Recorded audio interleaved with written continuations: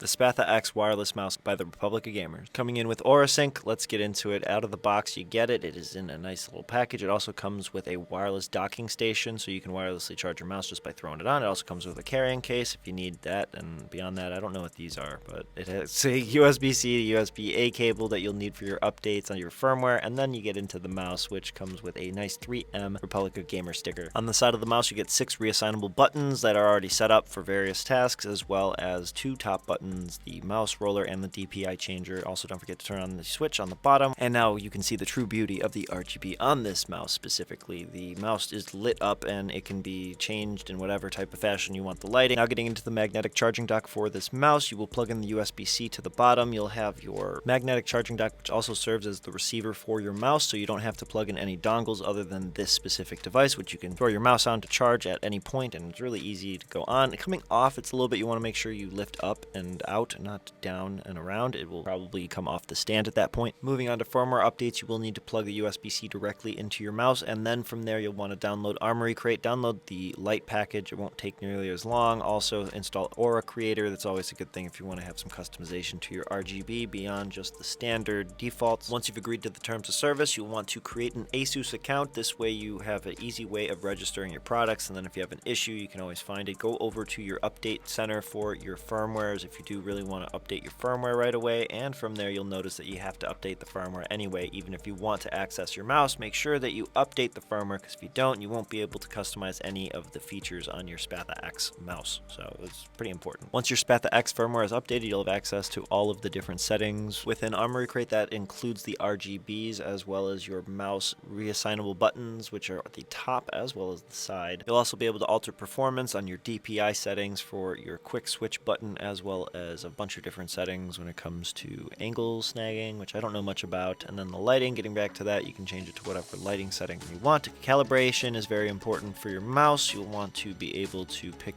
what type of pad, because I guess different pads have different DPIs on the fabric. If you don't have one of the preset surfaces, make sure you go into the manual calibration on the right side. This will make it so you have to move your mouse around. That's okay, you just move it around and it will probably finish setting up the calibration in about 20 to 30 seconds. After you've calibrated your mouse for your specific mouse pad, you'll go back over to buttons, and you'll want to set that middle button to something because it is disabled from the start. Usually what I set it as is a keyboard input, and I usually make it Control R because I like having refreshing pages for both my browsers as well as for my folders. Last tab to go over is the power tab, which has the lighting alert for when your battery reaches a certain percentage, as well as the switch to sleep mode after being idle time, which you can set to whatever you really want to set it to. If you want to have your battery go down faster, definitely just leave it on longer and less sleep idle off time or whatever. But meanwhile, getting back to the ranch, if you are in the market for a keyboard, this is definitely the keyboard for you. If you do want to have that modular number pad that just doesn't go on the right side but can go on the left as well. Beyond that, thanks for checking out the video. Smash that like button, subscribe to the channel, become a member, help support the work that I do here and all that. Thanks again, stay elevated, and peace out.